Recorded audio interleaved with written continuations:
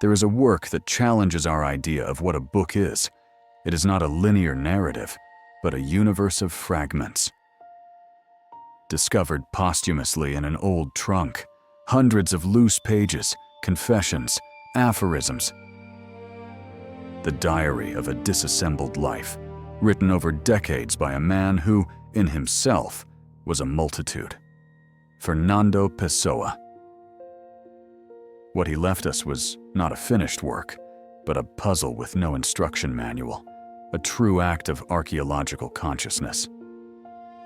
The Book of Disquiet is, therefore, a map of an inner geography that extends far beyond its own pages.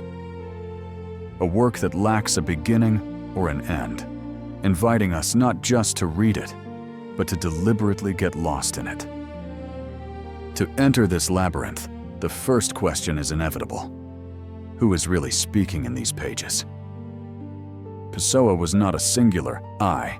He was a drama in people, a multitude contained in one man, creating dozens of heteronyms. Complete literary personalities, with their own biographies and styles.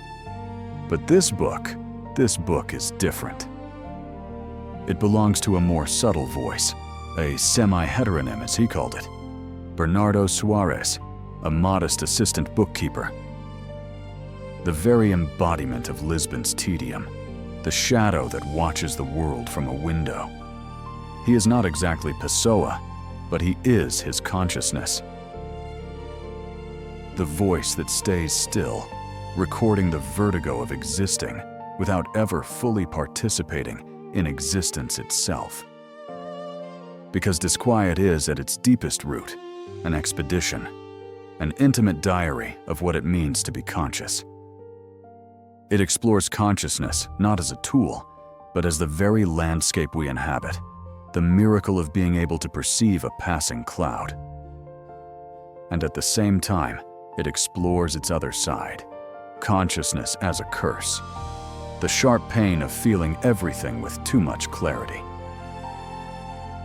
A lucidity that isolates, the weight of being an I perpetually separate from the rest of the universe it observes. Every sensation, every thought, is dissected with an almost unbearable precision, the analysis of one's own soul in real time. It is the diary of a spectator who cannot stop watching, even if what he watches is his own fragmentation. But this disquiet should not be confused with simple sadness.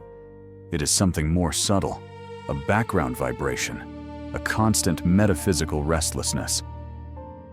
It is the feeling that life, real life, is perpetually happening elsewhere, always just out of our reach.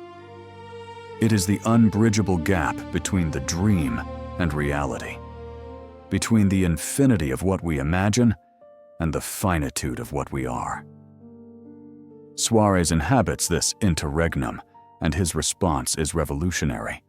He does not flee from tedium, he immerses himself in it.